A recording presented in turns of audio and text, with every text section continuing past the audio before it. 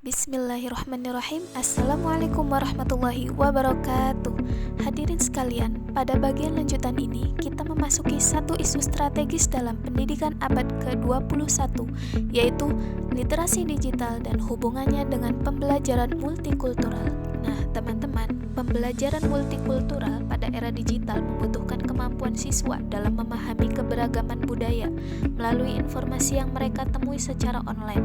Literasi digital penting agar siswa mampu menyaring informasi, berpikir kritis, dan berinteraksi secara etis di ruang digital yang multikultural.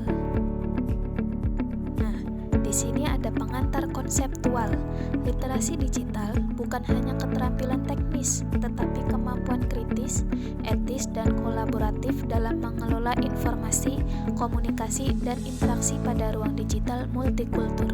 Disinilah peran guru, terutama guru PAI, menjadi sangat penting sebagai pembimbing nilai di tengah kemajemukan budaya dan arus informasi digital. Oke, lanjut. Teman-teman tahu nggak mengapa literasi digital penting dalam pembelajaran multikultural?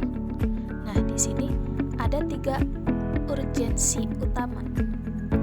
Yang pertama, keragaman budaya makin kompleks.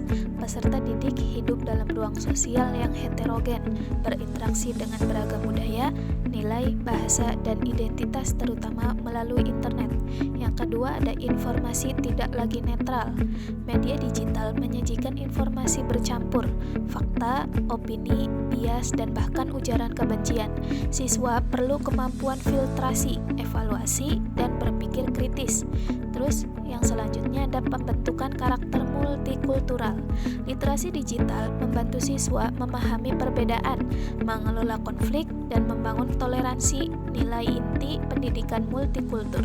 Semua ini ditegaskan melalui penelitian bahwa literasi digital memperkuat toleransi dan kohesi sosial di lingkungan sekolah. Oke, lanjut. Di sini ada dimensi literasi digital dalam pendidikan multikultural. Mengacu pada isi dokumen, ada 4 dimensi utama yang harus dikuatkan.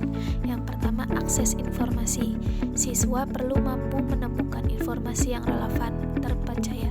Yang kedua, ada evaluasi kritis. Kemampuan membedakan hoaks, bias, stereotip, dan narasi ekstrim yang sering menyasar kelompok minoritas budaya. Yang ketiga, ada produksi konten. Siswa tidak hanya mengonsumsi, tetapi memproduksi konten digital yang etis, moderat, berbudaya, dan bermanfaat. Yang terakhir, ada interaksi lintas budaya.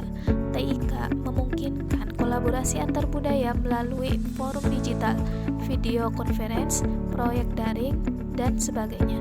Ini membangun empati dan kompetensi sosial global. Semua dimensi ini ditegaskan penting dalam berbagai penelitian pada dokumen. Oke, lanjut. Ada integrasi literasi digital dalam pembelajaran multikultural.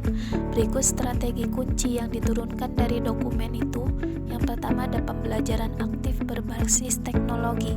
Beberapa contoh implementatifnya seperti project based learning dengan topik budaya lokal global, analisis video, artikel, unggahan media sosial, diskusi daring multibudaya, presentasi digital lintas kelompok.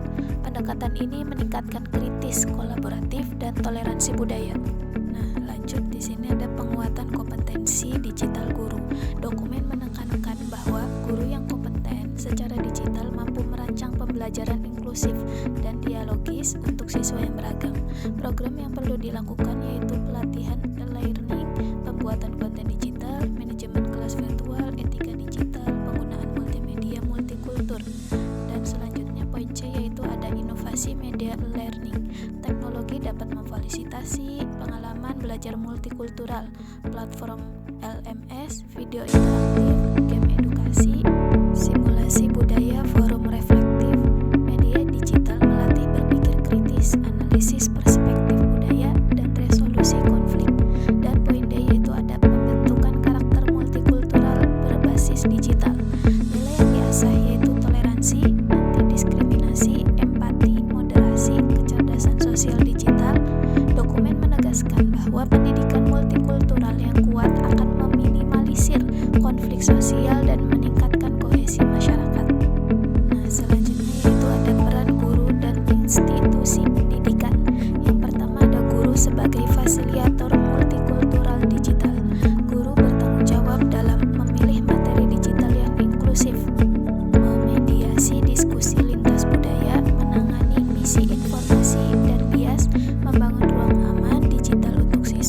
Ini merupakan kompetensi pedagogis abad ke-21 yang tak terhindarkan. Yang kedua ada sekolah sebagai ruang edukasi multikultural. Sekolah perlu menyediakan infrastruktur digital, membuat kebijakan anti-bullying dan anti-kekerasan budaya, mendorong kolaborasi lintas budaya, mengembangkan kurikulum responsif digital multikultural. Hal ini sangat relevan dalam konteks masyarakat Indonesia yang majemuk. Di sini ada tantangan utama dari dokumen. Beberapa tantangan ditemukan. Yang pertama itu satu, ketimpangan akses digital. Contohnya siswa di daerah tertentu tidak memiliki internet atau perangkat memadai. Yang kedua, rendahnya literasi digital guru. Contohnya guru kesulitan memakai LMS atau memeriksa kebenaran informasi. Yang ketiga itu ada konten digital bias budaya. Contohnya video atau artikel menampilkan suku atau agama tertentu secara stereotip. Yang keempat yaitu ada ujaran kebencian. Contohnya komentar menghindar budaya tertentu memicu konflik antar siswa. Yang kelima itu kurikulum kurang integratif. Contohnya pembelajaran digital tidak mengajarkan toleransi dan perspektif multikultural. Disinilah pendidikan memainkan peranan sentral untuk merespon isu ini secara sistematik. Nah, selanjutnya ada rekomendasi implementatif.